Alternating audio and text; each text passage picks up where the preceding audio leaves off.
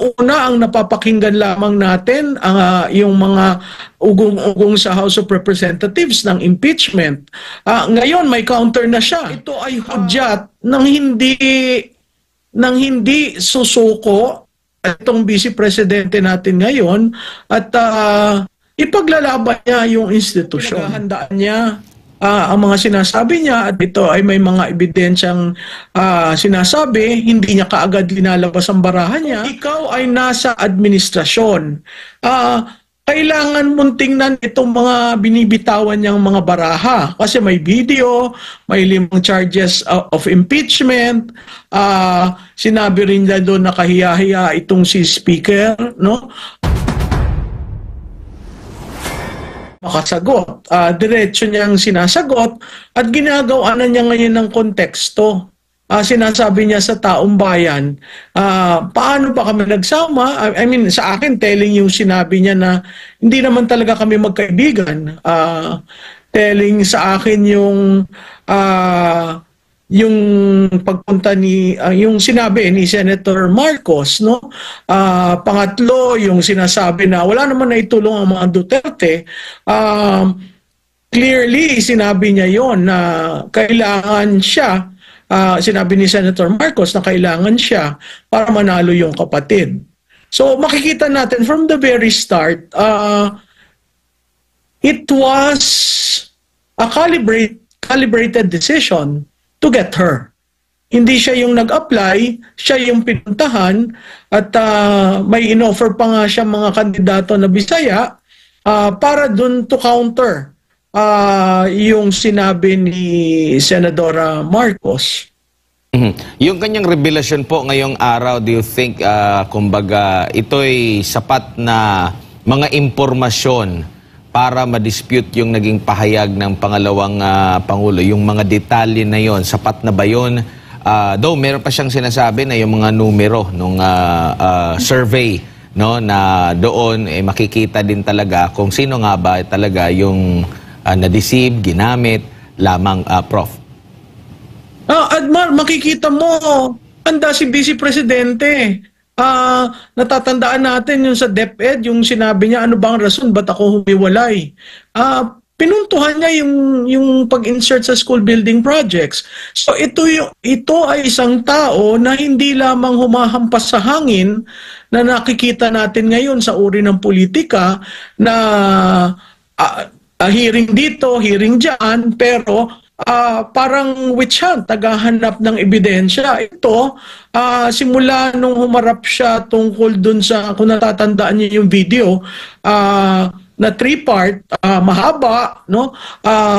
Pero makikita mo, meron siyang evidence. Kanina, present niya yung meeting tungkol dun sa survey, na sinabi niya hindi niya pwedeng picturean.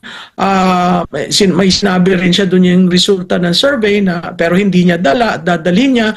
So makikita mo in every step of the way, parang pinaghandaan niya kung sakaling ako'y iligwak, kung sakaling ako'y ihulog, sandali lang, may ebidensya ako. Very telling yung sinabi niyang may 5 potential charges of impeachment sa Pangulo. So ito ay pumupunta na ngayon siya sa arena ng impeachment. Nung una, ang napapakinggan lamang natin yung mga ugong-ugong sa House of Representatives ng impeachment. Ngayon may counter na siya. So yung pagbubukas sa November 4 ng Kongreso, baka yan unahan kung sinong mag-file ng impeachment complaint. Hindi natin sinasabing mahuhusgahan kaagad yan dahil ang November 4 to December 20 ang calendar ng Kongreso at yan ay gagamitin para matapos ang budget. Ngayon, kung may mag-unahan sa pagpa-file ng impeachment, napakahirap yung mangyari dahil sa Senado, 7 ang re-electionist at 5 ang graduating. So paano mo mako-constitute yung impeachment court? sa tingin ko yung sinabi niya kanina ng halos 2 oras, ang balita ko nagulo ang political establishment at nag-counter moves. Kasi ngayon lang natin nakita ang Vice Presidente na talagang diretso, may mga sinabi siyang analogies, katulad nung paghukay sa labi, no? At itatapon sa West Philippine Sea. Medyo maaanghang yung mga binitawan niya. At ito ay hudyat ng hindi susuko itong Vice Presidente natin ngayon at ipaglalaban niya yung institusyon. Opo, yun sana yung next ko na tanong, kung nabago ba ang landscape ngayon, arena, dahil sa naging pahayag ng pangalawang Pangulo. At the same time, makikita mo ba na maglalaylo ang mga ng mga bumabati ko sa kanya, considering nabanggit na niya yung sinasabing 5 dahilan para sa impeachment kay Pangulo, and at the same time meron pang mga pahaging at possible next week yung kay Speaker Romualdez, at saka pati na rin si First Lady, nabanggit din niya. Nakikita mo ba magiging laylo o maglalaylo yung pagbanat sa kanya, o magiging mas intense pa, Prof? Well, Admar, makikita natin, no, katulad ng sinabi ko, pinaghahandaan niya ang mga sinasabi niya, at ito ay may mga ebidensyang sinasabi, hindi niya kaagad linalabas ang barahan niya. Makikita mo, may sinabi siya nung huli niyang press conference about a video. So, kung ikaw ay nasa administrasyon, kailangan mong tingnan itong mga binibitawan niyang mga baraha. Kasi may video, may 5 charges of impeachment, sinabi rin niya doon na kahiya-hiya itong si Speaker, no? At sinabi rin niya yung pangatlong tao doon sa triumvirate na talagang the institution is being put down. So, makikita mo, pumapasok tayo sa yung iba ang sabi very toxic. Hindi naman nanggaling yung toxicity sa Vice Presidente. Again, babalik ako, 2 taon siyang tahimik. Doon sa pumupuna sa demeanor niya, kung ikaw ay 2 taong tahimik, pagkatapos every budget cycle, ang pinupukol ay yung Confidential and Intelligence Fund. At nagkaroon na nga ng committee sa House na talagang hinahanapan alam mo yung committee ni Congressman Chua, talagang witch hunt eh.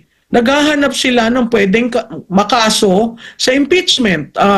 Di ba ang usually experience natin sa impeachment, fina-file yun.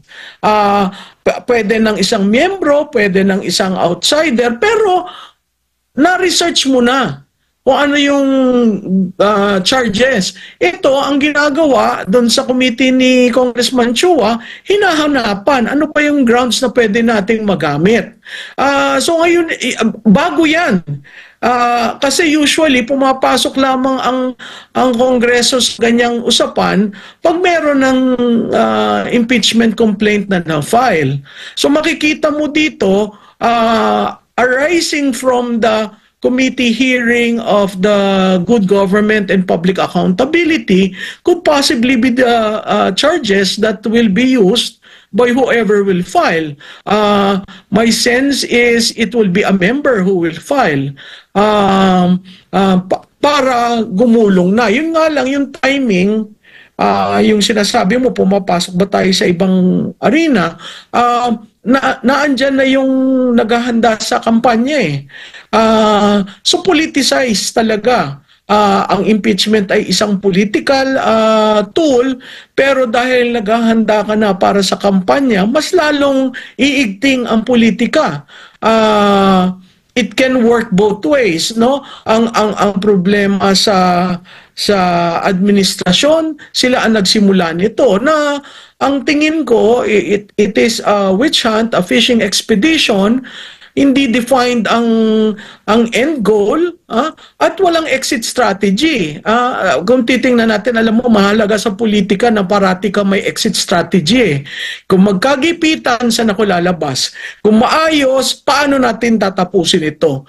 Yan ang problema ng Quad Committee at ng committee ni Congressman Chua. Kasi hindi mo alam hanggang kailan yan dadaloy, hanggang kailan iipitin ang napakaraming tao dahil dyan sa pag-cite sa contempt, no? Kaya napaka labo in the sense na what are you trying to prove? At ano yung end goal? Ma'am,